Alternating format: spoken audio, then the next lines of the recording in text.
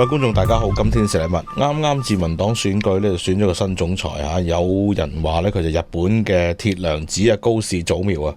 今日咧就想同教授請教下啊，即係你知佢啲關於啲咩嘢嘅咧？點解話外界就話高市早苗係安倍晉三嘅大徒弟咧？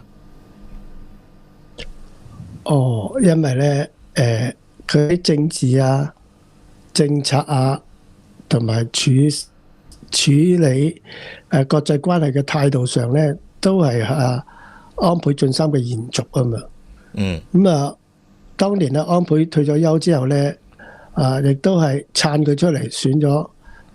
一次兩次，一次輸俾岸田文雄，一次咧就即係另外呢一次咧就安倍走咗啦，咁佢都係選佢即係嗰條安倍路線都係撐佢出嚟同阿石破茂競選嘅，都係輸啦咁咧，所以咧撐佢出選，咁個原因就係因為喺經濟啊、國防同埋對中共嘅政策咧，都係承接咗安倍嘅路線啊嘛。咁而安倍嘅路線咧就係寬鬆貨幣啦，然後咧強化美日聯盟啦，然後就對台灣咧友善啦咁。咁呢度三道板斧咧都係冇變咯。咁安倍晉三係日本任期最長嘅首相啦。佢具體啲做咗啲咩咧？嗱，佢擔任首相係分開兩個任期嘅。咁就第一個任期就係2006年嘅9月26日，去到咧2007年嘅9月26日，總共366日。咁咧佢嗰個特別之處就係佢係繼小泉純一郎咧之後成為日本戰後最年輕嘅首相。但係因為你擔大旗咧都係後生啦咁所以咧就喺嗰個360日裏邊咧，可能有啲政策得唔到黨裏邊嘅支持啦咁所以佢就用咗健康嘅理由咧，即係退下火線一段時間。咁到5年後咁佢嘅任期咧就開始再重新出嚟選啦。咁嗰陣時係2012年，就係啱啱咧雷曼事件之後咧喺2009年咁雷曼事件之後，全球咧用 QE， 咁佢咧就喺當年嘅聖誕節嘅第二日，咁即係派禮物日嗰日 Boxing Day 咧，就做到2020年9月16號。咁足足做咗接近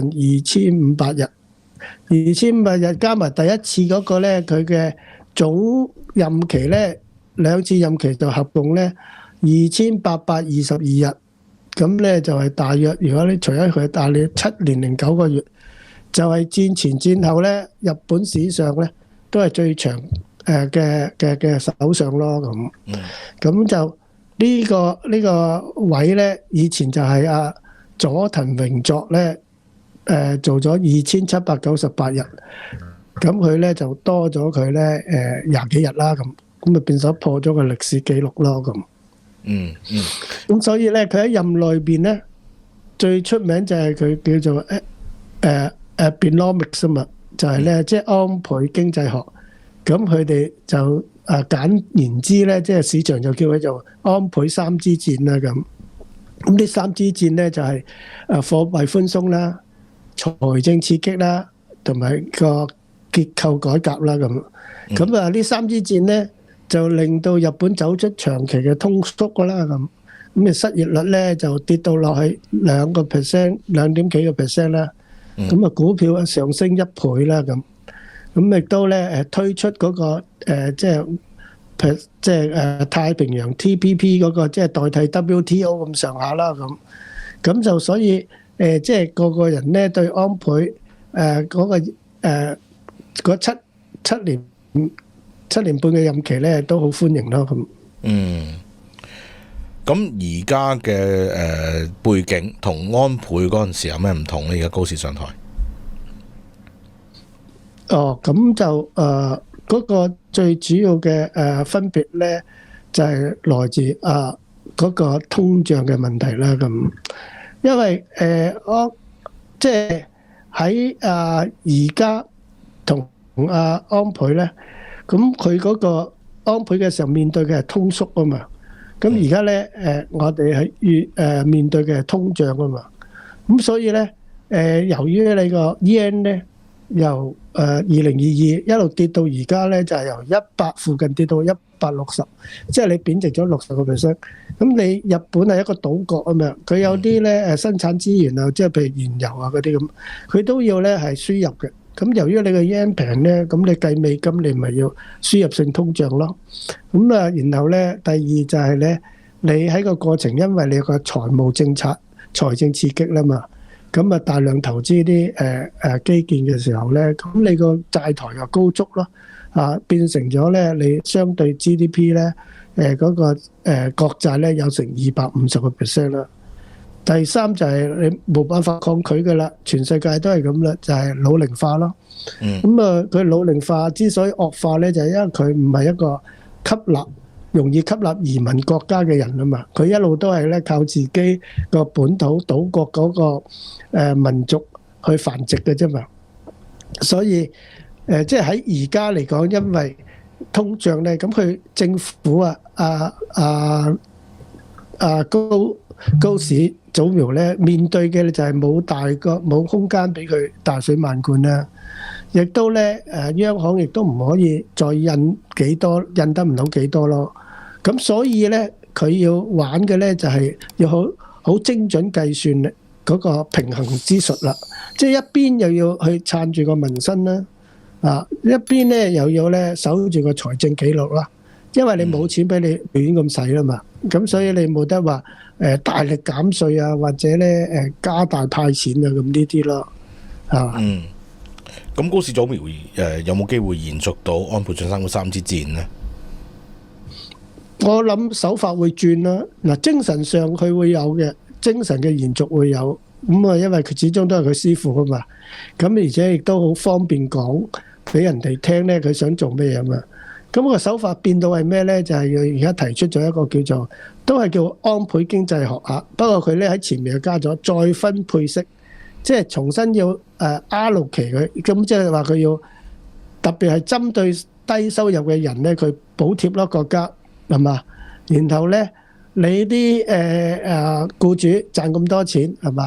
咁就鼓勵咧，唔好賺咁多錢咯，企業加薪咯，將你啲賺嘅錢咧分啲俾嗰啲人民咯。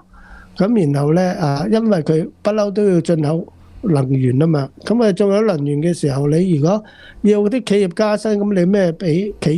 業着數咧？就係話我能源減稅咯咁。咁再加上嚟緊。即係工業4.0咁，佢梗係會喺個半導體AI 嗰啲或者綠色能源嗰方面咧投資加大咯。咁所以佢而家玩緊個遊戲就係一面要踩油，一面又要咧殺掣。咁踩油咧就係財政嗰邊佢可以咧政府去做啊嘛。殺掣嗰邊佢就要靠央行啦。央行殺掣咧就係話要唔好即係咁多嘅比以往更寬鬆啦，咁即係話協調啦，而呢個協調就係佢政府同央行嗰個協調咧，就唔好出現咧，即係因為佢唔想令到嗰個寬鬆會繼續咧益咗啲大有錢佬啊咁所以個協調就會咧出現嗰個政策一致性咯咁。咁所以佢先話呢個係再分配式嘅安倍經濟學咯咁。市場講緊 Takashi Trade 係咩嚟嘅咧？其實即係佢個名啫，反正市場咧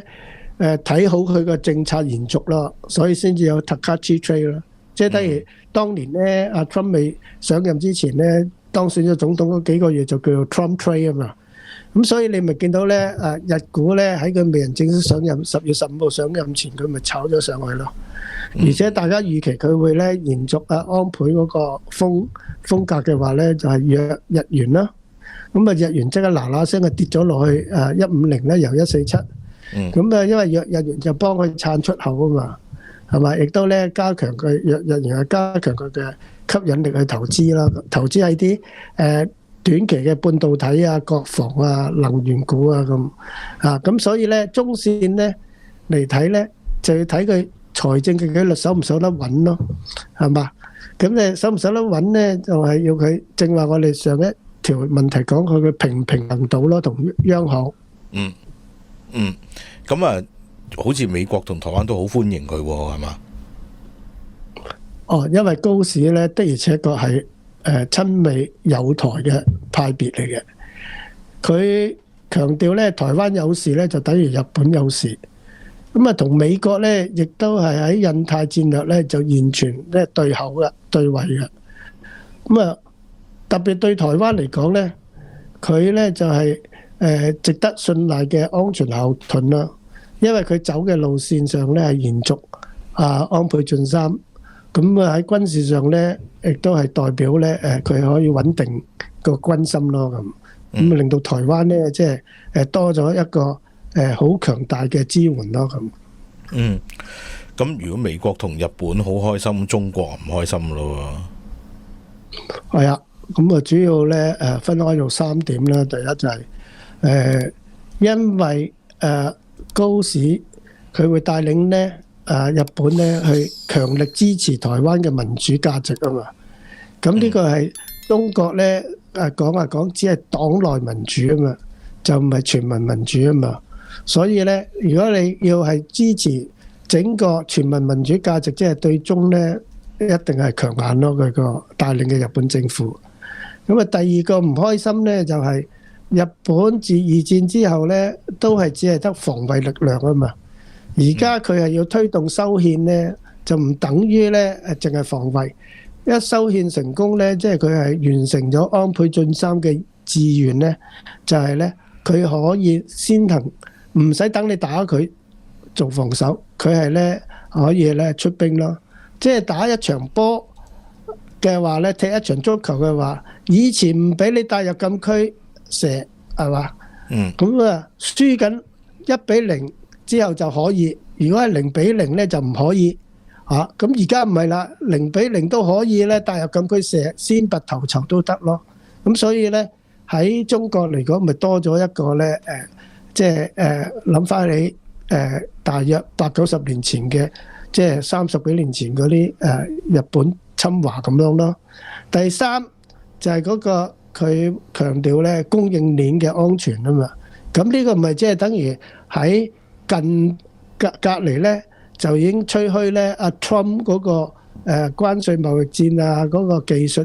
限制啊，嗰個嘅啦啦隊嘅領導咯。咁所以咧嗰個半導體啊 AI 咧佢一定喺日本喺佢發展過程中，如果佢能夠突圍咧，佢都唔會分俾你即係中共咯。所以加強咗北京面對更多外邊嘅外交啊、科技啊、言論嘅壓力咯，咁啊，梗係唔開心啦，係咪？咁你預計未來呢一年啊，高市早苗而家嘅民望會點呢？咁未來一年呢，我覺得如果你睇安倍晉三個路線受到日本人歡迎呢。咁佢即係話政治上佢都會受歡迎，所以咧佢就將個注意力咧會擺喺嗰個財政同貨幣政策嗰個平衡度。咁佢嘅精力咧可以協調啦，協調成功啦，佢嘅機會咧大嘅。咁如果喺咁嘅情形底下咧，日元咧個走勢咧就係比較平穩啲啦。即係我哋以前嗰個早期嘅估計，佢上任嘅話咧都係152到142度呢啲咁嘅走位咯，咁要佢最緊要等咧就係個工資嘅升幅咧係咪真係咧嗰個需求帶動咯？咁因為如果個工資升幅係能夠帶動嗰個因為係人手唔夠啊，而嗰個生產力咧又已經用到 AI 啊咁咧佢就會同世界嘅比較嚟講咧，會令到嗰個工資係自然上升啦。咁如果當你工資自然上升係一個需求面嘅，咁佢個就啲國民咧就唔會減少消費同投資咯，咁變咗個經濟復甦嘅機會大咯。咁我覺得呢一個情景咧，未來一年出現機會係大嘅咁。咁如果咧比較細過一半嘅情景出現咧，就係話即係如果佢嗰個平衡術教得唔好，或者咧啲補貼啲窮人啊，或者啲大企業咧唔聽佢話咧，加多啲人工俾啲工人啊咁個股市就會即刻反映出嚟嘅。個股市咧即刻反映出嚟咧，就會即係股市唔好咁，你會睇到佢嘅政策唔係好成功咯咁。咁啊呢個機會出現都有2-3成嘅。咁有1成出現嘅機會就係完全失敗啦咁。咁即係話財政咧就係喺再攞錢去派錢啊，或者去刺激個經濟嗰邊唔係夠多咯咁。而央行咧因為通貨真正嘅膨脹咧而加息太快啊呢啲，咁啊令到咧滯脹繼續持續嘅話咧，咁佢就係會民望會大跌咧，咁啊變咗佢都唔會捱得幾耐咯。咁啊，如果觀眾想睇到佢邊啲key matrix 係叫做到嘢，佢應該關注一啲乜嘢嘅指標咧？要第一關注嗰個名義嘅資金啊，名義嘅工人嘅薪金係咪跑贏通脹咯？即係話個增長係咪快過 CPI 咯？第二就係個 CPI 係咪可以企穩喺2% 左右咯？就唔好再跌落去，或者咧爬得太快啦。第三就日元嘅債息咧，係會反映政府嘅協調好唔好啦。如果協調得唔好，佢唔會飆升咯，即係個日元債息。第四就係咧企業喺個投資嗰個方面咧，使嘅錢係咪好似越嚟越多咁？咁如果越嚟越多，因為而家佢已經係走向咧工業4.0嘅投資，就係半導體啊。綠色能源項目嗰啲啊嘛，咁呢啲對佢哋將來前途咧會好啦咁。咁如果咧呢4樣嘢都做得好咧，未來喺佢帶領下嘅日本咧就可能迎嚟咧旭日初升啦咁。或者旭日再升啊，我哋叫做。但係如果佢做唔到咧，就會決定佢新一輪咧就會又驚佢咧重返咧迷失30年咯咁。咁啊變咗咧會係即係。再跌翻入去嘅話咧，咁就泥足深陷咯。呢個相對於中國嚟講啊，真係東升西降喎，教授。咁啊，出邊啲傳媒人都係咁講嘅，係嘛？咁但係我哋普通人都分析到嘅，譬如你就係問呢10條題目，我哋普通人都分析得到嘅嘢咧，佢冇理由唔知㗎。係。咁所以佢都知道咧，一定係有辦法可以。即係執行到安倍未完成嘅夢嘅，咁佢先至係叫佢做大徒弟啫嘛，即係市場。所以對佢咧，其實都唔係吹捧嚟嘅，因為佢咧係屬於而家喺政壇裏邊咧，做得喺政府裏邊一早出嚟咧，做咗30幾年政府嘅，咁啊，即係嗰啲重要嘅即係要選嗰啲職位嘅。咁你就可以睇到呢個人咧，既聰明又有韌力啦咁。咁呢個你會慨嘆啦，即係就係人哋個制度就係石破茂唔符合而家呢個環境出牌，咁你唔使石破茂要變嘅，佢換另外一個人上嚟得噶啦，因為咧佢換另外一個人上嚟就會代表佢換政策啊嘛，換政策咁啊石破茂就唔需要打破，即係打倒昨日自強啊嘛嚇，咁啊喺佢西面嘅。大國中國喺中共領導底下就冇呢啲咁嘅 luxury 嘅，即係冇得去換嗰個石破茂個位嘅人，咁你咪咧繼續咧死守落去，你咪即係慢個人發展咯，即係你知道錯啊，但係你原來守住呢個位嘅磚咧，佢唔肯改啊嘛，因為佢咁咪即係要佢認錯，咁佢唔係唔肯改咯，咁你就一係就逼宮啦，係嘛，令佢冇辦法再做落去咯。咁所以咧，你見到西方世界嗰啲民主選舉咧，你作為有良知嘅即係香港人或者中國人咧，你都覺得咧自己真係好恨，但係咧點解我哋冇機會咧學到咧咁？就係因為既得利益階層嘅中國咧，佢係絕對唔會咧將佢嘅利益咧肯同你逐步分享咯咁。咁呢個我哋而家就係睇到人哋成功，咁你要到最後咧，你真係調轉頭又再俾人蝦多次咯咁。因為你比日本強大起上嚟嘅時候，佢好自然就係話你咁弱啊，你都唔識管啊，我嚟幫你管啦咁。咁啊，另外一次咧100年前嘅嘢會發生咯。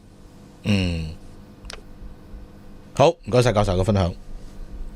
好啊，咁嗱呢一集如果大家咧跟我哋睇到呢度咧，咁啊多謝你先啦。咁啊請你撳個 like 啊，咁然後咧考慮加入我哋嘅 Patreon，作出一個持續支持啦。多謝大家，拜拜。